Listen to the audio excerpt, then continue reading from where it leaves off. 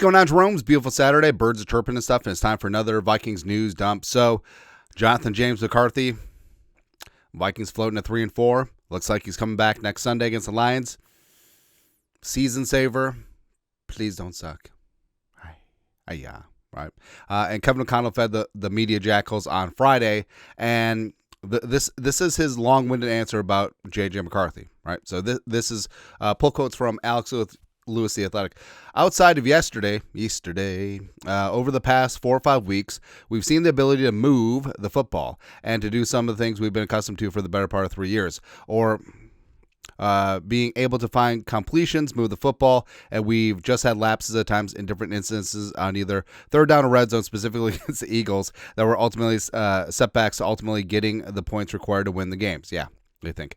Yesterday, we didn't do much of those things at all. So we can't look at it as an outlier. We got to try to find our rhythm, find our identity as a group. With JJ, he'll play an integral part of that from the standpoint of his ability to throw completions, his ability to get our playmakers involved, his ability to use his athleticism that we saw early on in the preseason, stealing some first downs here or there, using his legs, creating some plays potentially out of the pocket to go along with hopefully finding a rhythm and a completion-based feel with the ability to find those explosives to have a kind of define what our offense can be when we're working on all cylinders. It's almost like he wants that 97-yard Sam Darnold versus the Niners touchdown.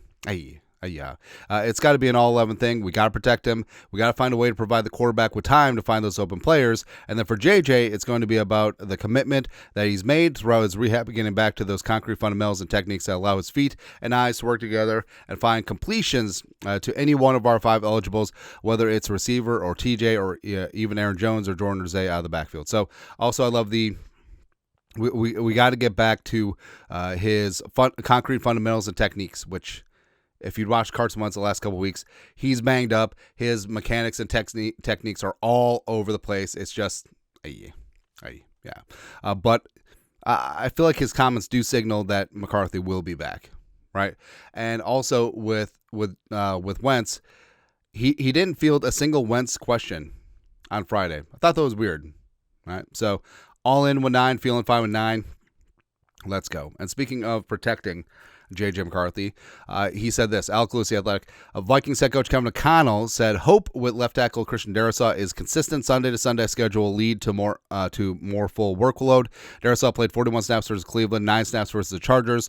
O'Connell said there is no present number or management plan, but more CD making determination. So I feel like he's kind of throwing Darrisaw under the bus a little bit, where Darrisaw's like, coach, El Jefe, no mas. Yeah. But the Vikings are Sunday to Sunday, basically until Christmas, when they got that Thursday afternoon game. And O'Connell, it's kind of funny. O'Connell led the pressers like, yeah, we're not blaming the short week for anything, and then he basically blamed the short week in international travel for everything. But having Darrisaw back and protecting J.J. McCarthy, it's going to be huge, right? And with Darrisaw, if it's not right, it's not right. You know? It's a balancing act of that, as well as the Vikings basically are in a playoff run now. So we need our best right now. And remember, McCarthy has had Justin School as his left tackle, which is no good during his 2 starts. So Darrisaw, remember, Darrisaw has not played a snap with McCarthy. Addison has not played a snap with McCarthy. So let's hold judgment and see what the kid is going to be at. Also, right tackle-wise, we'll rag at Sports Illustrated. Kevin O'Connell, I do feel positive about where both Brian O'Neill and Christian Darrisaw are today. Well, I mean, they're probably in the Twin Cities before they broke out for a bye week. And hopefully in regards to their work week next week leading into being available. And O'Neill's an interesting one. So a little bit surprised that he was back for the Eagles game. You did like to see it. It was an MCL sprain. And then short week, a scratch against the Chargers. So that just sort of is what it is, right? So honestly, I feel like we're sort of free-rolling a bit because again, I did not expect him back for the Eagles. It's a bummer they missed the Chargers. Hopefully he's back week 9 against Detroit because it's going to be a tough one. It's going to be a big one. Yeah, and the offensive line Thursday was no bueno. Sean Boardman, week 8 offensive line pressures allowed and PFF pass line grade. Justin School, 6 pressures allowed, 2 sacks. Donovan Jackson, 4 pressures, 1 sack. He'll be fine. Brandel, 2 pressures, 1 sack. Will Fries, healthy as a horse. but 3 pressures. Walter Rouse, 4 pressures, 1 sack allowed. So it was just the hits literally kept on coming. Right? And also, how many sacks has school allowed this year? I could pull the numbers up, but I feel like it's like 15 pressures and 6 sacks, somewhere in there. Yeah.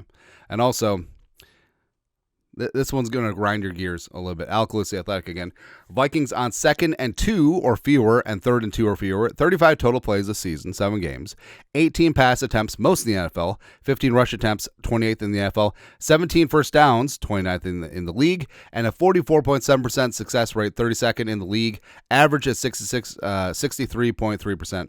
But 44.7% dead last in the league is not, it's not good.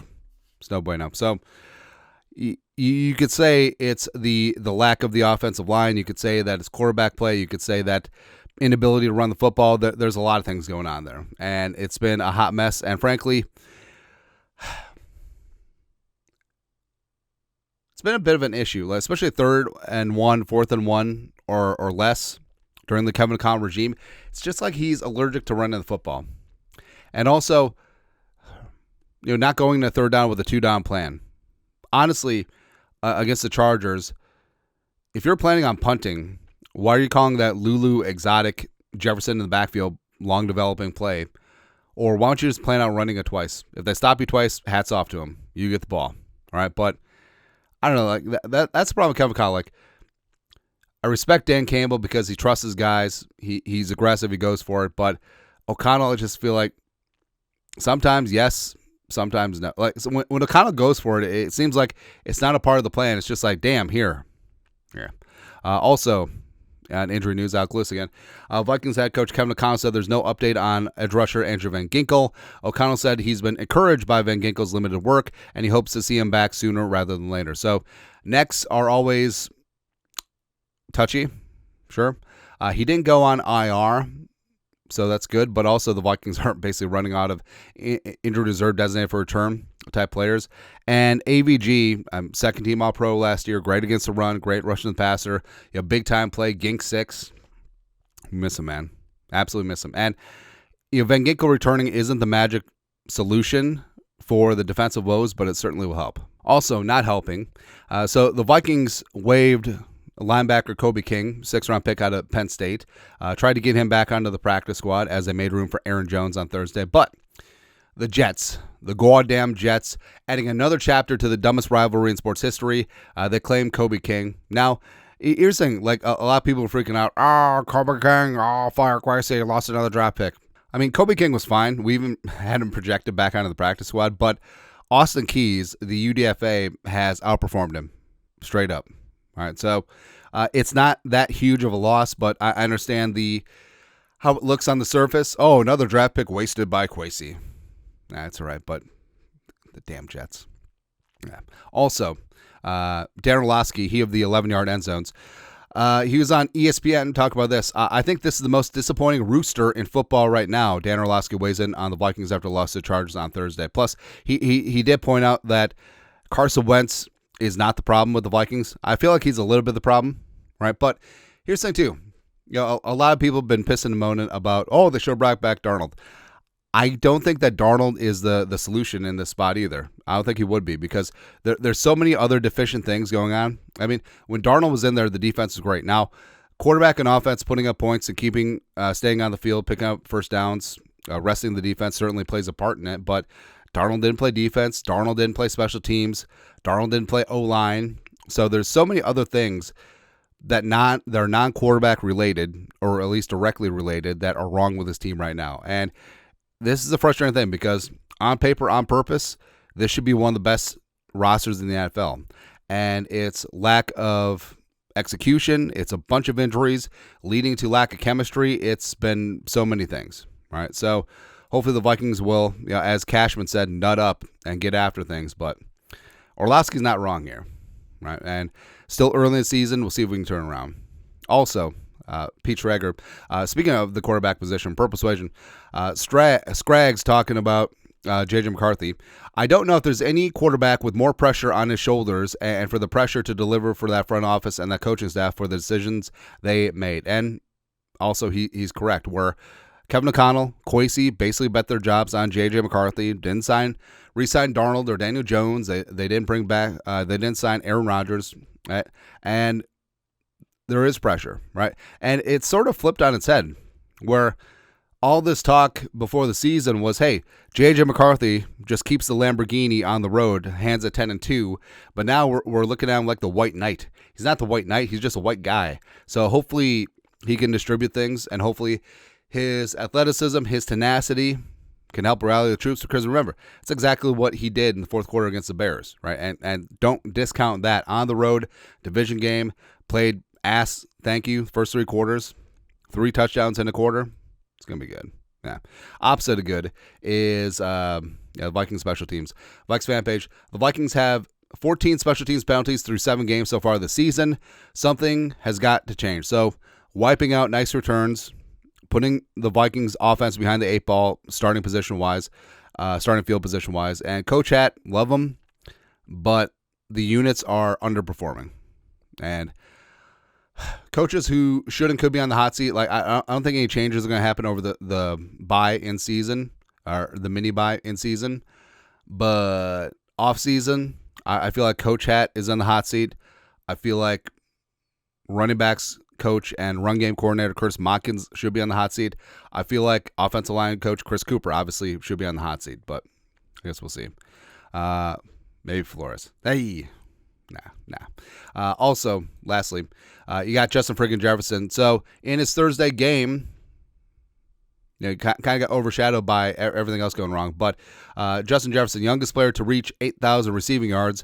Justin Jefferson continues to be special. Or it's almost, we said this before, like Vikings fans almost become numb to Jefferson's greatness. And it's just like, oh yeah, he's out there breaking records. Oh, yeah, he's the best receiver in the game. Oh, yeah, all these other things. And I don't want to say the Vikings fans take it for granted, but they're just used to excellence from Justin Jefferson. You know what I mean?